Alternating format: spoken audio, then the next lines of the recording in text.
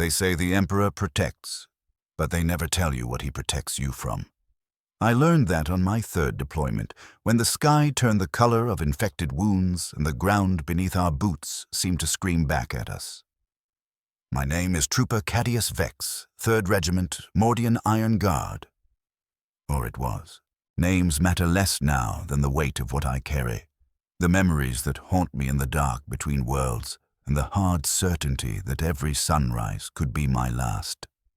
I have served the Imperium for 14 years, survived 18 major engagements, and watched 743 men die under my command. Those numbers define me more cleanly than any name ever could. The recruitment officer who found me in the underhive of Morius Prime had clean hands and a pressed uniform. He spoke of glory, of service to the Golden Throne, of becoming something greater than the gutter-born scum I was. He lied about everything except the uniform. That part, at least, was real. Everything else was propaganda meant to fill quotas and keep the meat grinder turning. Boot camp lasted 6 months. We learned to march in formation, to strip and clean a lasgun in toxic rain, to follow orders without question, even when those orders made no sense.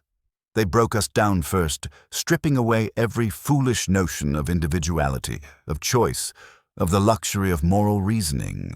Then they built us back up as soldiers, tools of the Emperor's will, expendable assets in humanity's endless war for survival. I remember the first time I killed a man. Not an orc, not a heretic, not some alien abomination. A man, an Imperial citizen, born beneath the same stars, raised on the same lies about duty and honor. He wore the uniform of the Severan Dominate, but underneath the rebel colors, he bled red like any of us. I put 3 las rounds into his chest and watched the light leave his eyes. All I could think was how young he looked, how frightened. That was on Heathguard during the so-called pacification campaign.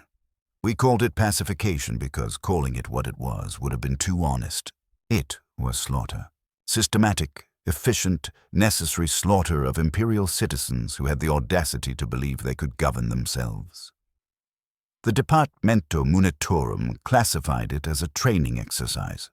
Real bullets, real casualties, training all the same. We were learning how to kill our own before they sent us to kill the Xenos. The irony wasn't lost on me, even then. We spent our days executing men and women whose only crime was wanting relief from the crushing weight of Imperial bureaucracy, and our evenings listening to commissars preach about the sacred duty of protecting humanity from its enemies. The dissonance should have driven me insane. Instead, it taught me the first and most important lesson of military life. Truth is whatever your commanding officer says it is. Heathguard smelled like burning promethium and rotting bodies.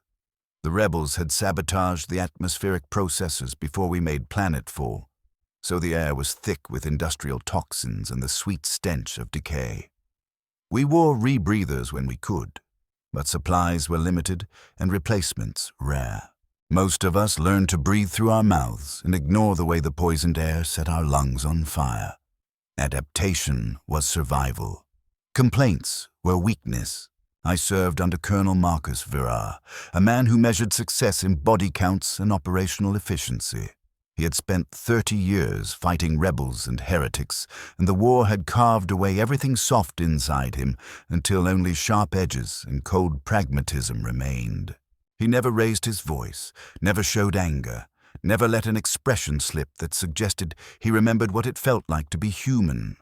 We feared him more than we feared the enemy. The enemy, at least, wanted to kill us quickly.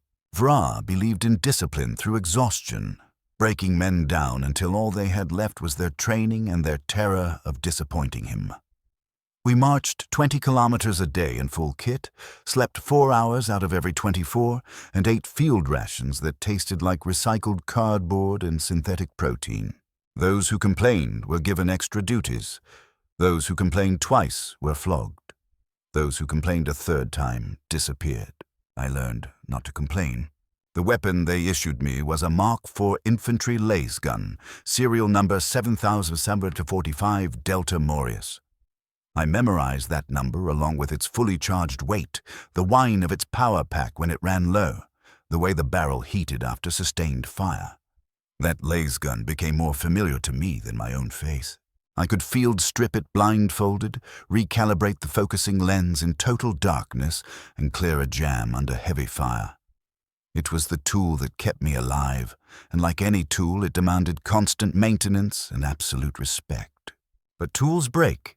Men break faster. On Heathguard, we lost 30% of our strength in the first month, not to enemy action, but to accidents, equipment failures, and what the medical officers diplomatically called stress-related incidents. Men walked into moving vehicles, fell into reactor pits, or simply sat down one day and refused to stand up again. The mind has limits, and war has a way of finding them. I watched Trooper Kellen, a farm boy from the agri-world of Thessia, slowly lose the ability to distinguish friend from foe. It began with nervous glances at his squad mates, escalated into accusations that they were poisoning his rations, and ended with him trying to bayonet Sergeant Herrick during morning inspection. The commissar put a bolt round through his head before he could hurt anyone else. We left his body where it fell and continued the mission. There was no time for funerals, no energy for grief. That was the first time I truly understood what we were. Not soldiers in the romantic sense, not heroes, not defenders of humanity. We were ammunition, measured by remaining utility and discarded when we became more liability than asset. The Imperium had no shortage of worlds, no scarcity of population, no lack of young men and women ready to die for the Emperor. What it lacked was time, and time was always the enemy we could never defeat. The rebels on Heathguard fought with captured Imperial weapons, improvised explosives, and the desperate fury of people who knew they were going to die. They weren't organized military formations, but they understood the terrain. They knew how to vanish into the civilian population, and they had nothing left to lose. That made them more dangerous than entire orc war bands. We hunted them through the ruins of their own cities, tracking thermal signatures and blood trails through bombed-out hab blocks and collapsed industrial complexes. Heathguard's architecture was typical of Imperial design, massive, brutal, built for psychological intimidation more than human life. The rebels turned that against us, converting corridors into kill zones and balconies into sniper nests. Every door might hide an ambush. Every window might conceal a marksman. Every shadow might be the last thing you ever saw. I killed my second man in a maintenance tunnel beneath Manufacturing District 7. He was wounded, bleeding from shrapnel in his leg, trying to crawl away from the sound of our boots echoing through the dark. He couldn't have been more than 16. Probably a factory worker who had picked up a rifle when the rebellion began. When my targeting beam settled on his chest, he didn't beg, didn't bargain. He simply closed his eyes and waited. I hesitated, not from compassion, but from a sudden, crushing sense of waste. Here was a boy who should have been learning a trade, starting a family, strengthening the Imperium in the quiet ways that actually kept worlds alive. Instead, he was dying in a tunnel that reeked of industrial coolant and human filth, killed by someone barely older than he was, for reasons neither of us truly understood. The hesitation lasted maybe 3 seconds. Then training took over. I pulled the trigger. The beam punched through his sternum and stopped his heart. He died with his eyes closed, perhaps dreaming of home. That night, lying in my bunk, I tried to calculate how many people I'd killed since arriving on Heathguard. Direct kills were easy to count. But what about the artillery strikes I'd called in, the air support I'd coordinated? The intelligence I'd passed that led to successful raids? By any honest accounting, I was responsible for dozens of deaths.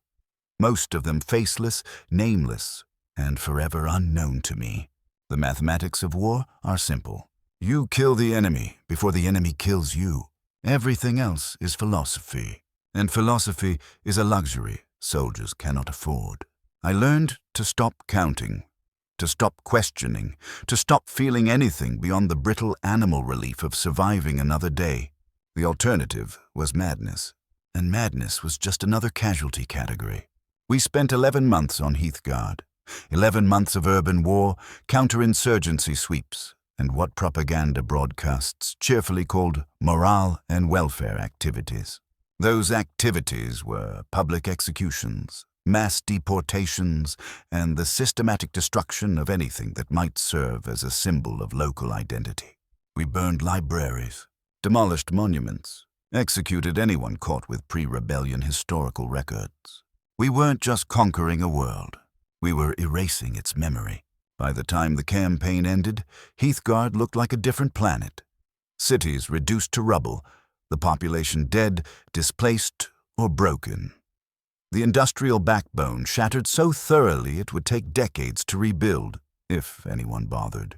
The Departamento Munitorum declared the operation a complete success. Strategic objectives achieved with acceptable losses and minimal resource expenditure. The fact that we'd effectively committed genocide never appeared in an official report. After Heathguard, I was promoted to Lance Corporal. The promotion came with a modest pay increase, the right to a slightly larger bunk, and the responsibility of ensuring newer recruits didn't repeat my mistakes. It also came with the knowledge that I was now invested in the system. I had crossed a line I couldn't uncross. I was no longer just obeying orders. I was giving them. The transport ship that carried us away was an old sword-class frigate named Emperor's Judgment. It had been in service for over 2,000 years, and every surface showed the accumulated fatigue of countless deployments. The corridors were narrow. The air recyclers wheezed without rest. The artificial gravity flickered unpredictably. But it was clean, it was safe, and it was taking us away from Heathguard. For the moment, that was enough. Service travel is nothing like the heroic journeys shown in propaganda reels. It is cramped, dull, uncomfortable, punctuated by brief spikes of absolute terror when a system fails or hostile forces appear on auspex. Most of our time vanished into enforced idleness. Card games, equipment maintenance, and the careful art of not thinking about where we might be sent next. The ship's crew treated us with the casual indifference voidsmen reserve for ground troops. We were cargo to them. Human freight moved from one war zone to another. They had their own dangers, their own rituals of survival. We respected the boundaries. They left us alone. Our destination was Carax Prime, a hive world on the border of Imperial space and the Orc-held systems near the Ghoul stars. Intelligence suggested Greenkin raiders were using the planet as a staging ground for deeper incursions. Our mission was to locate and destroy Orc bases, eliminate human collaborators, and secure the world's strategic resources. It sounded routine. It was anything but. Carax Prime was dying. Hive superstructures were collapsing. Atmospheric systems were failing. The population was fleeing to any world that would accept refugees. Those who remained were a volatile blend of die-hard loyalists too stubborn to abandon the Emperor's domain, criminal elements feeding on the chaos, and Orc sympathizers who saw collaboration as the only way to survive. In other words, exactly the nightmare the Imperial Guard was built to contain. We made planetfall in dropship formation Delta 7, touching down on the ruins of Hive Secundus during what passed for local dawn. The sky was the color of old blood stained by pollution. Smoke from countless fires blurred the horizon. The air tasted of metal and decay. Our boots struck broken rockcrete with echoes that sounded like gunfire in empty streets. The Orcs had been there. Their crude glyphs smeared every intact wall. Ramshackle vehicles lay abandoned along the main thoroughfares. In the lower districts, the bodies of victims still hung from improvised gibbets. But the greenskins themselves were gone, moving on to some new target. All that remained was the evidence of their passing, and human scavengers picking the carcass clean. We established a forward operating base in what had once been a Departamento Munitorum supply depot. The structure was intact, defensible, and close enough to the old Imperial Command Center to serve as an observation post. More importantly, it had working water recyclers and a partially functional power grid. By Guard standards, it was luxury. The first week on Carax Prime passed quietly. We patrolled dead sectors, linked up with scattered loyalist groups, and began the slow, miserable work of mapping what remained of the world's infrastructure. Intelligence was scarce. Communications were intermittent. Every report we managed to stitch together suggested the situation was worse than anyone had anticipated. The Orcs hadn't merely raided Carax Prime. They had infected it. Their spores were everywhere, nesting in the dark corners of abandoned buildings, bursting from the ruins of collapsed hab stacks, seeping into water supplies and air recirculation systems. Given time, those spores would mature into full-grown Orcs. An enemy that could never be eradicated completely. Every Imperial world touched by the Greenkins carried that hidden threat, this biological time bomb ticking quietly beneath the surface of civilization. We began finding the collaborators during our second week planetside. They were easy to spot, better fed than the other survivors, better armed, marked with crude tattoos used by Orc society to brand its human servants. Some had been coerced by threats against their families. Others embraced it willingly, seduced by promises of power or simply by the raw, pragmatic truth that survival was the only victory left. Colonel Vra's standing orders were explicit. Summary execution for anyone found guilty of willful cooperation with Xenos forces. The definition of willful was left to our discretion, which meant it was left to our prejudices, our fear, and our desperate need to blame someone for the horror unfolding around us. I executed my first collaborator on a Tuesday. He was a middle-aged clerk who had helped the Orcs identify which buildings contained strategic resources and which ones were expendable. He claimed he was trying to save lives. That cooperation was the only way to prevent a total massacre. He might even have been telling the truth. It didn't matter. The Colonel's orders were clear. And clear orders were the last thin wall between us and the chaos swallowing everything else. His name was Rick Voss. He had 2 children and a wife, 7 months pregnant. They watched from a barricaded window as I put a last round through his skull. His body collapsed into a puddle of contaminated water. The ripples spread outward until they kissed the edges of the street. I ordered his family to dispose of the corpse. They were still Imperial citizens, technically.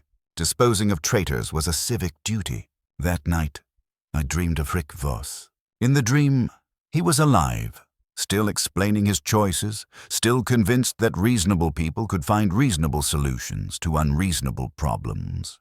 I woke with the taste of blood in my mouth and the phantom crack of lass fire echoing in my ears. The dreams would continue for months, long after Carax Prime became just another line in my service record. The Orcs returned during our 3rd week on world. Not a scattered raiding party. A full war. Thousands of green-skinned killers led by a massive war boss whose roar carried for kilometers. They came in ramshackle vehicles held together by scrap metal and blind faith. Their weapons should not have worked. Somehow they did. They carried an enthusiasm for violence that made our training look polite by comparison. We had perhaps 600 men. They had over 10,000 Orcs, plus an unknown number of Gretchen, Squigs, and whatever other nightmares had joined their rolling apocalypse. The mathematics were simple. We were going to die. The only question was how much damage we could inflict before they drowned our positions in green bodies. Colonel Vra called it a target-rich environment. In his way, he wasn't wrong. There were certainly enough Orcs to shoot. The problem was that killing them only seemed to make them angrier. And angry Orcs were worse than normal ones. They felt no fear, showed no mercy, treated warfare as the purest form of entertainment. In many ways, they were the perfect enemy. Predictable in their unpredictability, honest in their brutality, utterly committed to the only values that mattered in a galaxy at war. The first attack came at dawn, preceded by a thunderous wah that shook dust from the ceiling of our command bunker. Hundreds of Orc vehicles surged across the open ground between the outer ruins and our defensive perimeter, engines belching black smoke, crews howling with bestial glee. They drove straight into our kill zones, apparently oblivious to the concentrated lass fire and heavy weapons that tore through their ranks. It didn't matter. For every vehicle we destroyed, 2 more took its place. For every Orc we killed, 3 more seemed to appear. They weren't fighting a war as we understood it. They were celebrating, reveling in the joy of violence unleashed. Our discipline, our tactics, our careful lines of fire, those were just part of the game to them. Obstacles to smash through, not threats to fear.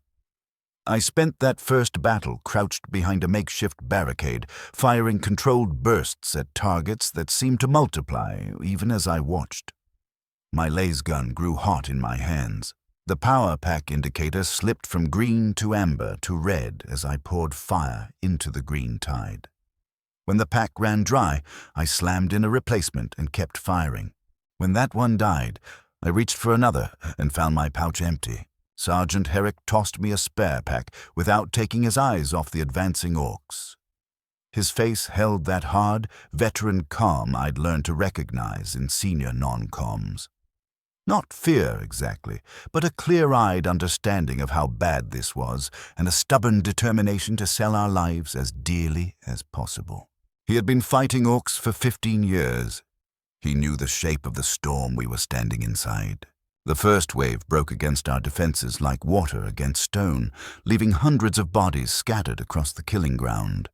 But water, given enough time and pressure, can grind down anything. The second wave came an hour later. Then the third. Then the fourth. Each attack was smaller than the last, but our ammunition was shrinking and our casualties climbing. Simple arithmetic said we would be overwhelmed before nightfall. Colonel Vra made the decision that saved us, though saved might be too generous a word for what followed. He called down an orbital bombardment on our own position, sacrificing the forward lines to buy time for a fighting withdrawal to the secondary perimeter. The shells killed most of the attacking orcs, along with roughly half of our remaining men. By any cold, tactical measure, it was brilliant. By any human measure, it was Imperial soldiers murdered by Imperial command. I was in the command bunker when the bombardment began, and that's the only reason I'm still here to tell the story. The men in the forward trenches weren't so lucky. They were vaporized instantly alongside their attackers by macro cannon fire from orbit. One moment they were fighting for their lives. The next, they were superheated plasma dissolving into the atmosphere. Clean, fast, efficient. The Emperor's mercy, some called it. We fell back under the cover of that awful, godlike fire, carrying our wounded and abandoning everything not essential to survival. The orcs regrouped for another assault, but the bombardment bought us enough time to consolidate our new line and redistribute what ammunition we had left. It also taught the greenskins to respect Imperial firepower, though whether that respect would make them cautious or simply more eager remained to be seen. The second battle began that evening as the sun sank behind smoke and toxic vapor. This time the orcs advanced with a kind of crude intelligence, using rubble and cratered earth as cover, moving in short rushes instead of the reckless charges they'd favored earlier. They were learning, adapting, just as we were. In a galaxy at war, even the most brutal species must evolve or die. We held the secondary perimeter for 3 days. 3 days of constant fighting, shallow sleep stolen between assaults, and the slow, creeping realization that we were not going to survive. Our ammunition was nearly gone. Heavy weapons were starving for power. The orcs showed no sign of losing interest in the game. They were having too much fun. On the 4th day, help arrived. An Iron Hands strike force broke through the sky. 3 Thunderhawk gunships descended from orbit like avenging iron angels, their weapon systems carving black lanes through the orc ranks. Space Marines deployed down the assault ramps, bolt rounds punching through crude armor as if it were paper. Within an hour, the Wa was shattered, dead, routed, or fleeing back into the wastelands. We had lost 430 men. The Iron Hands had lost none. They extracted us from Carax Prime without ceremony, transferring us to a Navy transport bound for our next assignment. Before they left, their sergeant told Colonel Vra that our acceptable resistance had helped contain the orc threat. High praise from the Adeptus Astartes. It didn't make the dead any less dead. The journey to our next deployment took 6 months. Most of that time I spent in the medical bay, recovering from shrapnel wounds and something the medics called combat stress reaction. That was the official phrase for what happened when a soldier's mind snapped under the weight of what it had been forced to endure. The symptoms were nightmares, uncontrollable tremors, and the instinct to see enemies in every shadow. The treatment was drugs, enforced rest, and stern lectures about duty and courage from officers who had never walked through real fire. I dreamed every night. Talon's sand hadn't even touched my boots yet, but Heathguard's poison still lived in my lungs.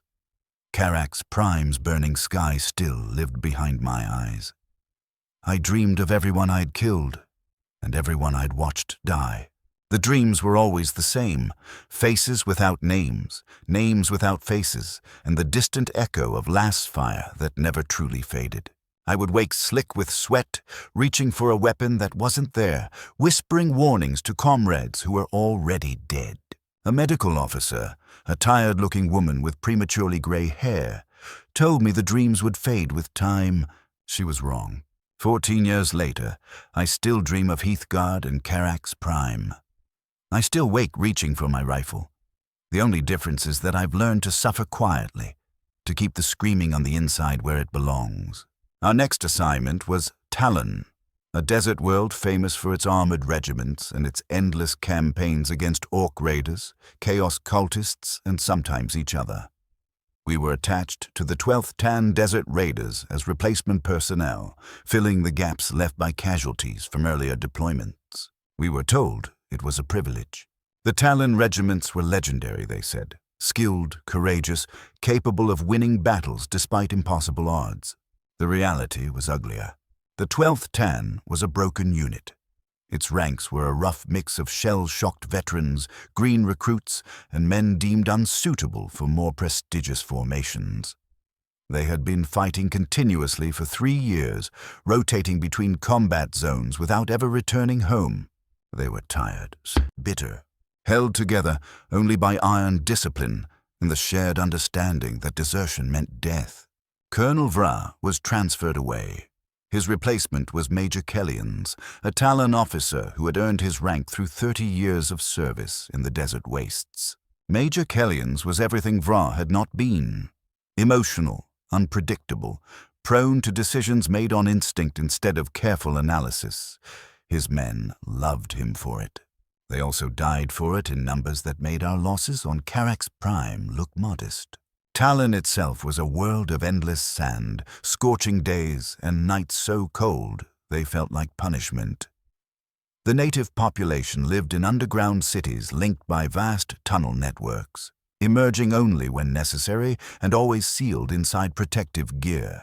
The surface was ruled by storms that could strip flesh from bone, temperature swings that could kill an unprotected human in minutes, and predators that had evolved to thrive where even advanced technology struggled. We spent 2 years on Talon, fighting a rotating cast of enemies that seemed to rise from the dunes like mirages. Orc raiders from the outer systems, chaos cultists who worshipped the endless storms. Occasionally, even other Imperial forces who had gotten lost in the wasteland and decided we looked like a threat. The desert was neutral in all of it. It killed everyone with equal enthusiasm.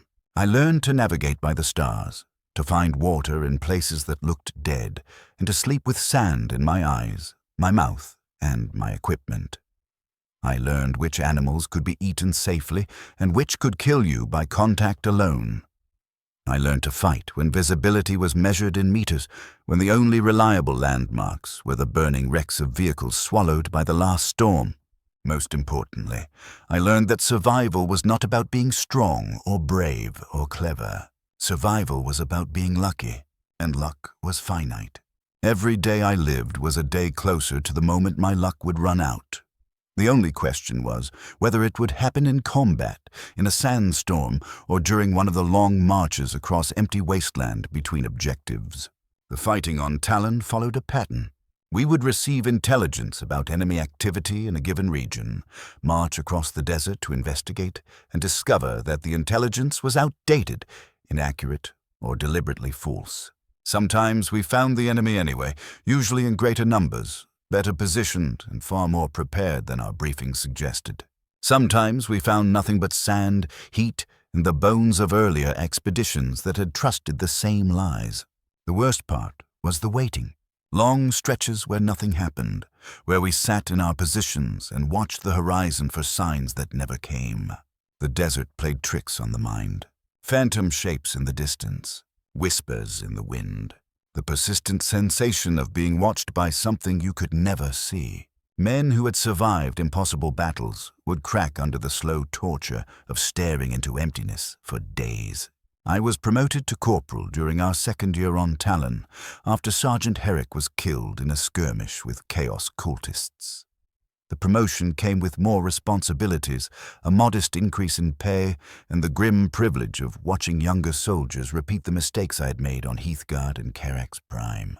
It also came with a heavier truth. I was now responsible not only for my own survival, but for the survival of others. Leading men in combat is different from fighting as one of them. As a soldier, you worry about obeying orders and staying alive. As a leader, you worry about giving orders that might keep other people alive. You make decisions that will echo through families you will never meet, futures you will never witness, and mornings your men might never see. Every choice becomes a moral calculation. Every mistake becomes someone else's tragedy. I lost my first man 3 weeks after promotion. Trooper Marcus Kane, 19 years old, from an agri world whose name I never learned. He was killed by a sniper during a routine patrol, shot through the head while examining what looked like an abandoned supply cache. The cache was a trap. The shooter was gone by the time we located the firing point. Kane was dead before his body hit the sand. Clean, quick, efficient, just another entry in humanity's endless war. I wrote a letter to his parents as regulations required. I told them their son had died serving the Emperor, that his sacrifice would not be forgotten, that he had faced death with courage and dignity. All of it was true in its way. All of it was also meaningless. Their son was dead because I had sent him to examine a suspicious object instead of calling for explosive ordnance disposal. My decision, my responsibility, my guilt. The letters became routine after that. I wrote them for Trooper Vex, killed by an orc slug round during a night ambush. For Trooper Morrison, who died when his breathing apparatus failed in a sandstorm. For Trooper Kellyan, shot by a cultist who detonated a grenade belt rather than be captured. For dozens of others whose names I've forgotten, but whose faces still stalk the edges of my dreams. Each letter followed the same template. Died serving the Emperor. Sacrifice not forgotten. Courage and dignity. The words eroded through repetition until they became another administrative chore wedged between patrols and firefights. But the families needed them, needed to believe that the deaths meant something. And lying to grieving parents was just another part of a soldier's job.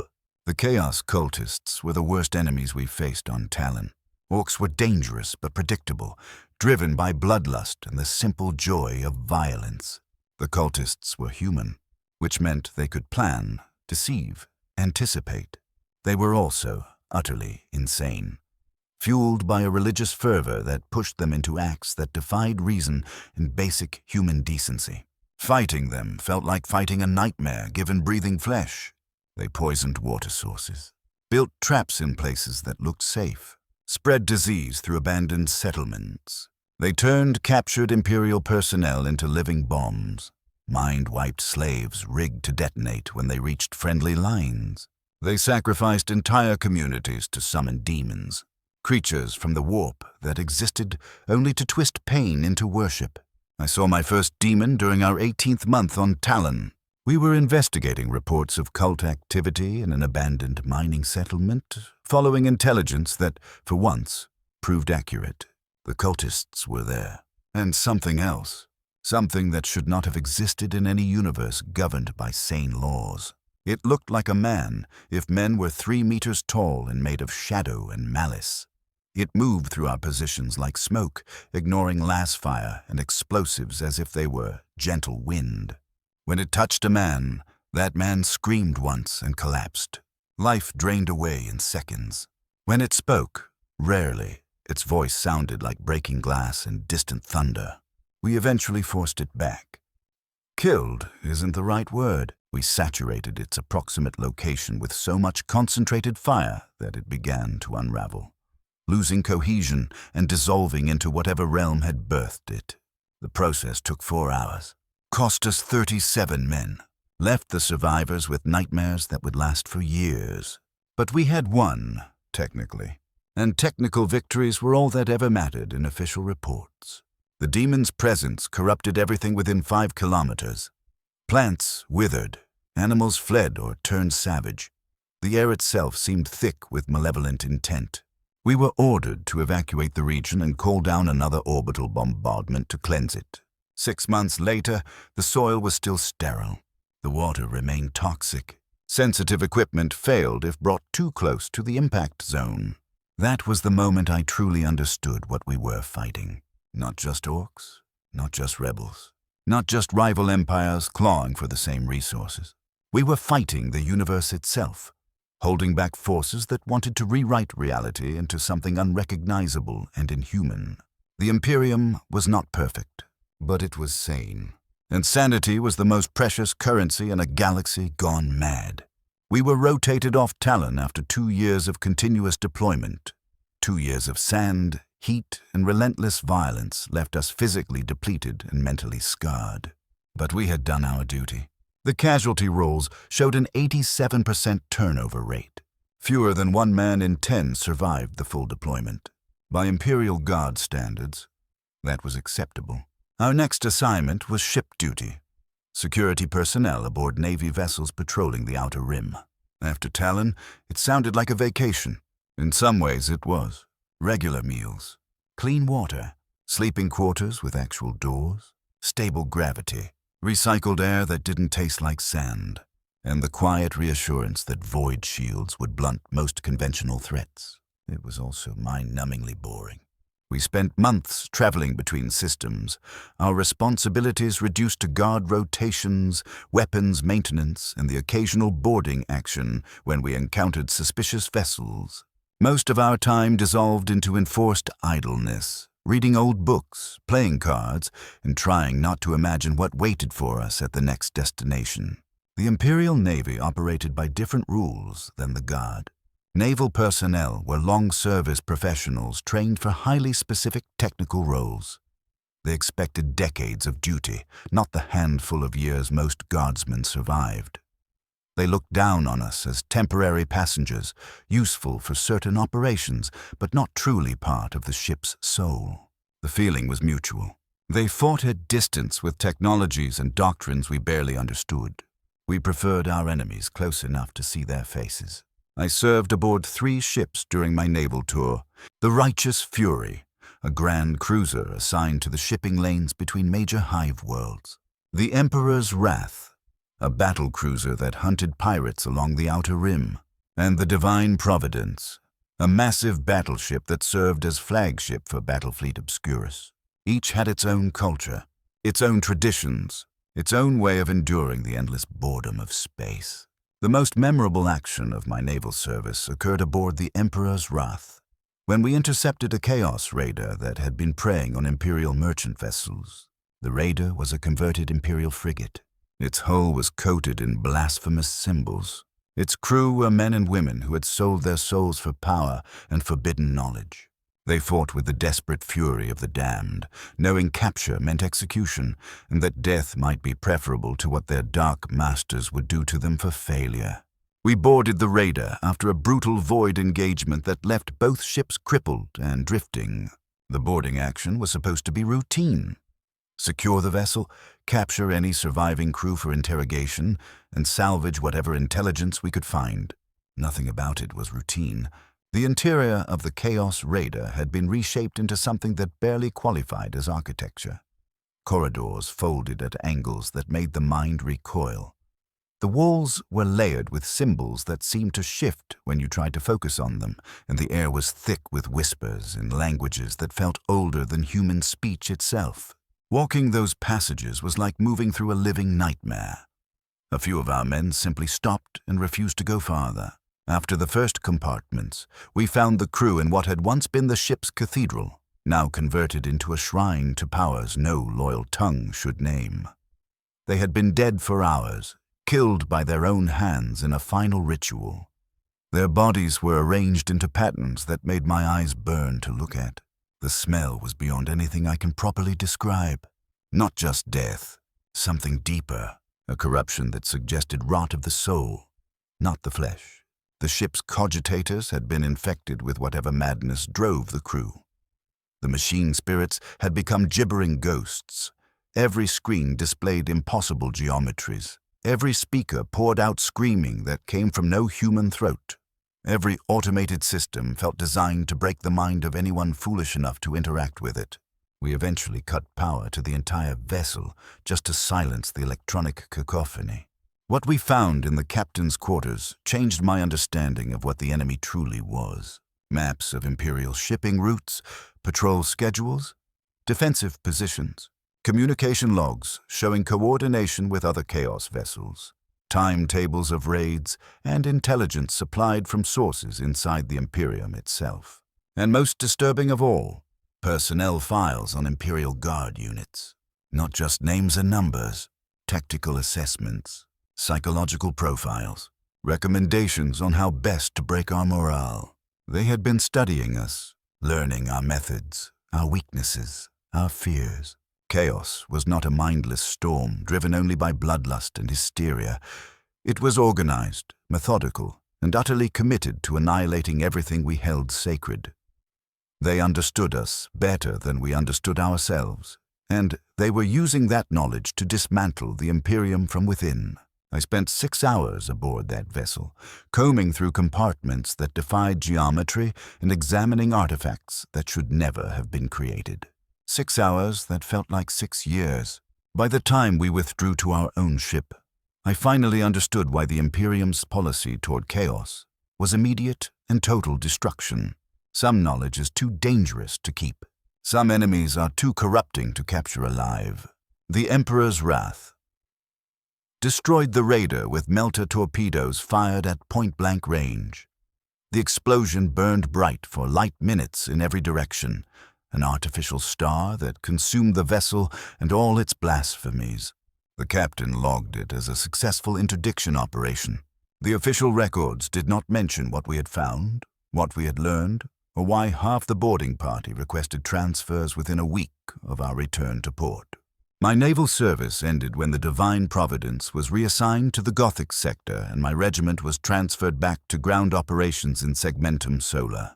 I had served aboard Imperial warships for 18 months, participated in 7 boarding actions, and survived 3 major void battles. The experience taught me that the galaxy was larger and more lethal than I had ever imagined, and that humanity's enemies came in forms that challenged both reason and sanity. It also taught me that this war could not be won in any conventional sense. Victory was not conquest, not extermination. Victory was simply continuing to exist, holding the thin line between civilization and the abyss for one more day, one more year, one more generation. We were not heroes.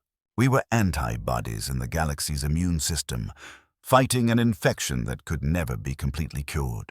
Our next assignment brought us back to ground operations on Moria itself, the industrial world where I had been recruited nearly a decade earlier. The planet had changed. It was no longer a prosperous manufacturing hub. It was a fortress preparing to be gutted. Orbital defense platforms crowded the sky. Underground bunkers reached kilometers into the planet's core. Every citizen between 16 and 60 had been conscripted into the planetary defense forces. The threat was an orc invasion, an enormous war led by a war boss called Scarjaw the Despoiler. Intelligence estimated more than 2 million orcs massing in nearby systems, plus their usual swarm of Gretchen, Squigs, and ramshackle war engines. The invasion was expected within 6 months. Preparations moved with grim Imperial efficiency. I was assigned to the 15th Morian Shock Troops, an elite formation tasked with defending the primary Hive City's industrial district. The irony wasn't lost on me. I had left Moria as a civilian. I returned as a veteran. And now I was defending the very factories where I had once worked as a child laborer. The wheel of fate has a cruel sense of humor. The siege preparations were comprehensive and depressing. Food rationing was implemented. Civilian populations were moved into deep shelters stocked with weapons, ammunition, and instructions for urban guerrilla warfare. Manufactorums were rigged with demolition charges to deny them to the enemy. Every street corner became a fortification, every building a potential strong point, and every citizen received basic military training. The children were the hardest part. I watched 10-year-old boys learning to field-strip laser guns, 12-year-old girls practicing grenade throws, teenagers barely old enough to shave being taught how to build improvised explosives. They approached it with the enthusiasm children on softer worlds might reserve for games. War was all they knew. I was assigned to training duties, passing on hard-earned knowledge to recruits who might live long enough to use it. How to dig proper fighting positions. How to maintain equipment under combat conditions. How to recognize the signs of infiltration. Most importantly, how to die well, how to sell your life for maximum tactical advantage when survival was no longer possible. The lessons were practical, not inspirational. How to identify incoming fire by sound. Which wounds could be treated in the field. Which demanded immediate evacuation. How to keep moving with broken bones, internal bleeding, and injuries that would cripple a civilian for life. How to make peace with death without surrendering the will to live. The recruits were eager, bright, doomed. I could see it in their eyes. The same confidence I had once carried, the same belief that discipline and determination would be enough. They had not yet learned that war was not a test you passed. War was entropy given form, chaos made manifest, the universe reminding humanity that survival was never guaranteed. The orcs arrived ahead of schedule, as orcs always do. Their advanced scouts appeared in the outer system 3 months before our intelligence predicted. The main fleet followed within days. The invasion began with orbital bombardments that turned entire districts into smoking craters, followed by drop assaults that planted orc forces directly into our defensive lines. But this was not the usual mindless green stampede. Scarjaw had learned from old defeats. He incorporated captured Imperial tactics and demonstrated a level of strategic thought that made him far more dangerous than the average war boss. His forces struck communication nodes, supply depots, and command bunkers with precision that suggested detailed reconnaissance and careful planning. The first wave hit our sector at dawn on a Tuesday. Hundreds of orc assault troops, backed by crude but effective artillery, crashed into our fortified positions like a green avalanche. They came screaming out of the smoke with primitive armor and brutal weapons. They also came with overwhelming numbers and a courage so mindless it was nearly unstoppable. We held for 6 hours, pouring disciplined fire into their ranks and calling artillery onto their assembly areas. Our defenses were expertly built. Our fields of fire were optimal. Our ammunition stocks were adequate for a sustained fight. By every rule of military science, we should have repelled the attack with acceptable casualties. We had not accounted for the orcs' complete indifference to death. They kept coming despite losses that would have broken any sane species, climbing over the bodies of their fallen to reach our firing lines. When their guns jammed, they drew choppers. When choppers failed, they used fists and teeth. Nothing stopped them but death. And sometimes, not even that. I emptied 4 power packs during that first engagement. My laser gun heated until the barrel began to warp. When it became unusable, I switched to my sidearm. The orcs advanced through the storm of fire as if it were warm rain, their brutal faces twisted with savage joy. The breakthrough came on our western flank. A concentrated assault smashed through a weak point in the line. Hundreds poured into the gap, hitting us from the rear, while the frontal assault continued. We were trapped between 2 fires, fighting enemies that seemed to spawn from every direction at once. The order to fall back came too late for most of the 15th. We lost 70% of our strength in the first day, killed or wounded during a chaotic retreat through streets choked by rubble and civilian refugees. The survivors regrouped at secondary positions, merged with other shattered units, and prepared for the next wave. I was promoted to sergeant during the reorganization, not for heroism, because every other sergeant was dead. In besieged cities, command changes hands fast, filled by whoever is still alive and competent enough to give orders that make sense. Leadership became a matter of survival, not qualification. And survival was increasingly a matter of luck. The siege of Moria lasted 8 months. 8 months of constant fighting, brief lulls between assaults, and the slow realization that we were not going to win. The Orcs controlled orbital space. No reinforcement, no resupply.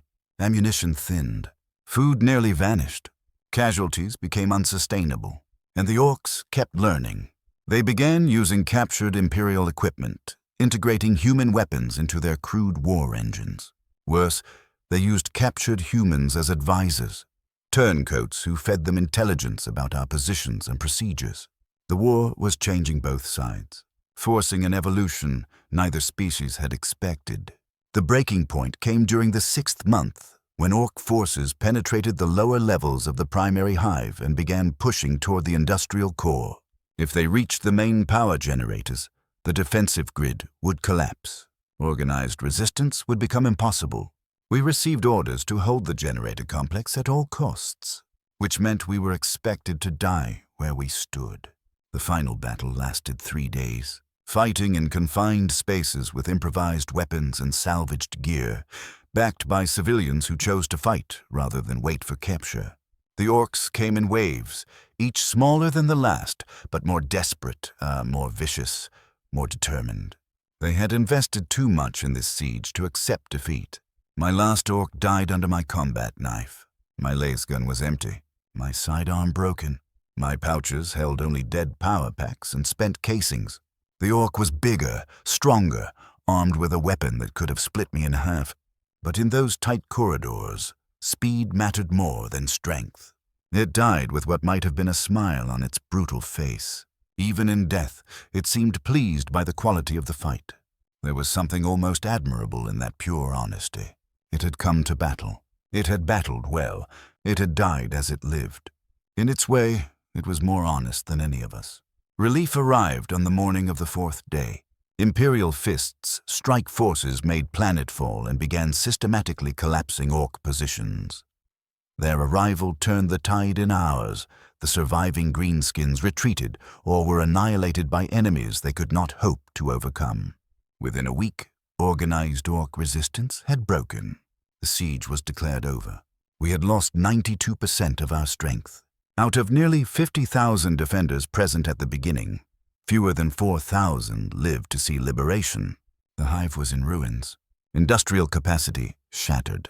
The civilian population reduced to a fraction of what it had been. By any objective measure, it was a catastrophe disguised as a strategic victory. I was awarded the Medallion Crimson for exceptional valor under extreme circumstances. A small pension increase, a strip of colored metal on my dress uniform. The citation praised unwavering dedication and inspirational leadership. It did not mention the men who died under my command, the civilians I couldn't save, or the nightmares that would follow me for years. The survivors were scattered across the galaxy to refill other bleeding formations. I was assigned to the 23rd Cadian Shock Troops, an elite unit with a reputation for discipline, professionalism, and an unusually high survival rate. It was listed as a reward. I had learned to distrust anything the military called a reward. Cadia was the fortress world guarding the Eye of Terror, humanity's eternal vigil against the worst of the warp. The entire planet was a military machine, its people soldiers from birth, trained before they could properly walk, fed tactics and strategy as thoroughly as other worlds taught basic literacy. The Cadians were professional in a way few regiments could match. They fought with disciplined precision rather than desperate courage. They balanced aggression with caution, courage with cold common sense. They accepted me as a fellow professional, someone who had earned rank through competence rather than politics.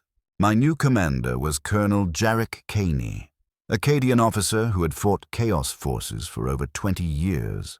He was thin, intense, prematurely gray, with eyes that seemed to miss nothing. His soldiers respected him not for his rank, but because he brought them through impossible situations with minimal casualties. In our profession, survival is the closest thing to genius. Colonel Caney believed in preparation, good intelligence, and flexible tactics that could adapt faster than the battlefield could change. He also believed in taking care of his men, ensuring we were properly equipped, adequately rested, and clearly briefed. After the commanders I'd served under, It was a startling change. Our first mission together was a reconnaissance operation in the Agrianar sector, investigating reports of unusual chaos activity near the Thraxian Nebula. Intelligence suggested heretics were using the nebula as a base for raids against Imperial shipping lanes, but details were thin and the source questionable. It was exactly the kind of assignment that usually ended with whole companies vanishing without explanation. The journey took 2 months aboard the transport Stalwart Defender, a converted merchant vessel refitted with basic military accommodations. Cramped, but adequate. The crew was competent enough to keep us alive through the warp, and experienced enough with guard passengers to leave us alone. Colonel Caney used the transit for intensive training. He refined our procedures, stress-tested our contingencies, made sure every soldier knew his role when the mission inevitably became something uglier than the brief promised. The exercises were relentless, realistic, and for the first time in a long time I felt something close to a dangerous emotion. Not hope, but the faint, stubborn belief that competence might still matter in a galaxy built to devour men like me. They also served to weld the various elements of the regiment into a cohesive fighting force, which was essential given our mixed backgrounds. The Thraxian Nebula was a region where normal physical laws seemed to operate by different rules. Gravity fluctuated without warning. Electromagnetic radiation bent along impossible paths. The boundary between real space and the warp was thinner than anywhere else in the sector. Ships had been known to vanish while traveling through the nebula, only to reappear years later with crews aged decades or driven mad by experiences no human language could properly hold. We made planetfall on Thrax Prime, a world the Imperium had abandoned nearly a century earlier when the local star began showing signs of instability. The surface was a wasteland of crystallized atmosphere and frozen oceans, lit by the sickly glow of a sun slowly dying. The only signs of life were the chaos forces entrenched in the ruins of old Imperial cities, feeding on the dark energies saturating the system. The mission was supposed to last 6 weeks. We would establish a covert observation post, gather intelligence on enemy strength and intent, and withdraw before our presence could be detected. Simple. Routine. The kind of operation experienced soldiers could execute without heavy losses. Everything that could go wrong went wrong within the first week. The enemy wasn't a loose collection of raiders or cultists. They were a disciplined formation led by a Chaos Space Marine warband, equipped with stolen Imperial technology and supported by human auxiliaries warped by decades of exposure to the nebula's corruption. They knew we were coming. They had prepared defenses designed to counter our tactics and used the nebula's unstable properties to mask their true strength. We walked into an ambush 3 days after planetfall. They used the frozen terrain to conceal prepared positions, engaging us from multiple directions while remaining invisible to our reconnaissance equipment. We lost half the advance guard in the first volley, cut down by warp-tainted munitions that ignored conventional armor and left wounds that refused to heal. The fighting retreat that followed tested everything I'd learned in 14 years of service. We were outnumbered, outgunned, and trapped in terrain built for defenders. Our only advantage was superior training and disciplined fire control, hardened by long experience against impossible odds. We used that advantage to break contact, withdraw to a defensible position, and call for extraction. The extraction never came. The transport assigned to retrieve us vanished on a routine patrol, along with its escorts and the entire task force that had brought us into the system. We were stranded on a dying world, surrounded by enemies who wanted to take us alive for reasons that were likely worse than death. Cut off from reinforcement, cut off from resupply. Cut off from any mercy but the one we could make for ourselves. Colonel Caney made the decision that saved us, though salvation is probably too generous a word. He ordered a fighting advance toward the planet's primary spaceport, gambling that we could seize an enemy vessel and escape before our luck ran out completely. It was a desperate plan with almost no chance of success, but desperation was all we had left. The march took 10 days. 10 days of constant skirmishing with enemy forces that seemed to anticipate our every move. They harassed us relentlessly, but avoided decisive engagement, content to grind us down through attrition while we crawled toward an objective that might not even be reachable. It was psychological warfare refined to an art, designed to break our will long before it broke our bodies. We reached the spaceport with fewer than 200 men, roughly half our original strength. The facility was defended, but not nearly as heavily as our intelligence had claimed. The enemy had concentrated their forces elsewhere, apparently confident we would never make it that far. Their confidence was understandable. It was also misplaced. Desperation makes men capable of things that would be impossible under normal circumstances. The final assault lasted 6 hours, close quarters fighting in confined spaces, using tactics that bordered on suicidal and somehow still achieved the objective. We captured 3 enemy vessels, killed or routed the defenders, and uncovered intelligence that explained everything we had endured since arriving in the system. Chaos was not using the nebula for scattered raids. They were preparing for a major offensive against the Cadian Gate. They were massing strength for an assault that could threaten the entire sector. Our reconnaissance mission had stumbled into the opening movements of what might become the largest chaos invasion in centuries. The information was too important to lose, even if transmitting it meant lighting a beacon for every enemy force in the system. We sent the data and prepared for immediate departure, knowing reinforcements would arrive within hours. The captured vessels were crude but functional. Their machine spirits were corrupted, their systems tainted, but they could still be forced into basic operation. Getting them ready required skills most of us didn't have, and a willingness to place our hands on technology infected by forces that should not exist. The escape from Thrax Prime became a nightmare of void combat. Enemy ships pursued us with a certainty that felt unnatural, moving in ways that seemed to ignore the limits of physics. Our vessels were slower, less maneuverable, and crewed by soldiers who had never been properly trained for naval warfare. By any reasonable prediction, we should have been destroyed minutes after leaving the atmosphere. Instead, we reached the system's edge and translated into the warp. Whether that escape was due to skill, luck, or the interference of powers we didn't understand, I cannot say.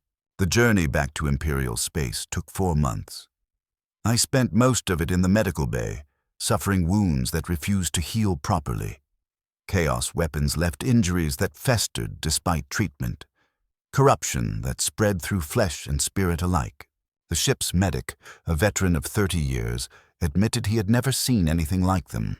Those months gave me time to reflect on everything since the recruiting station on Moria.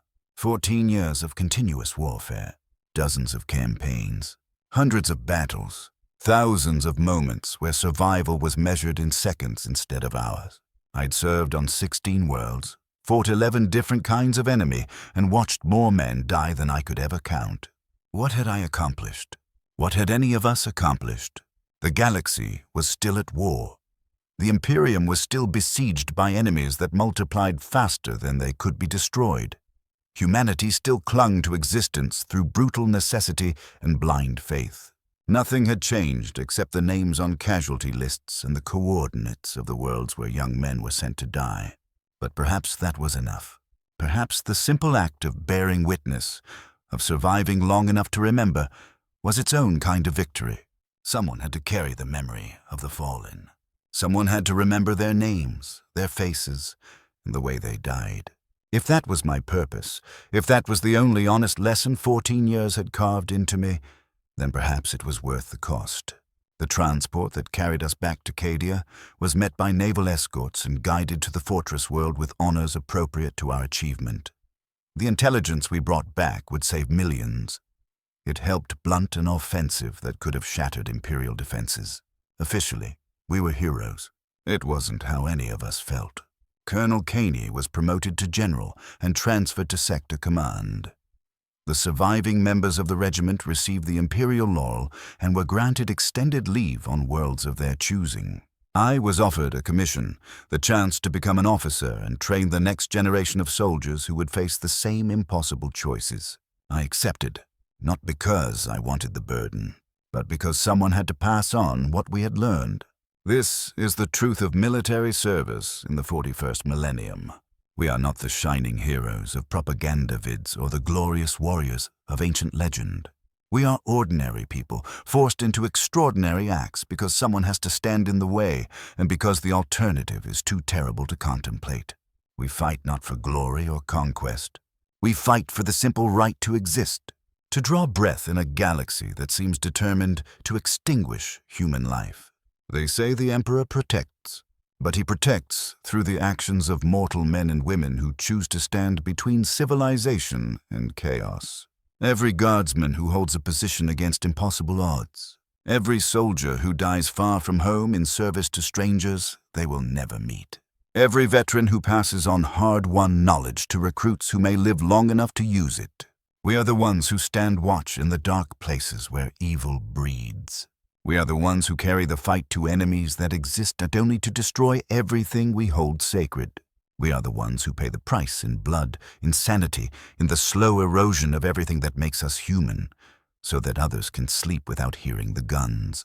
This is what it means to serve the God Emperor of mankind. This is the grim reality of life in the Imperial Guard. This is the truth they never tell you when they pin on your first insignia and send you off to die on worlds whose names you can barely pronounce. The galaxy is vast, dark, and filled with horrors that defy description. But it is also filled with ordinary people who choose to stand and fight rather than surrender to despair.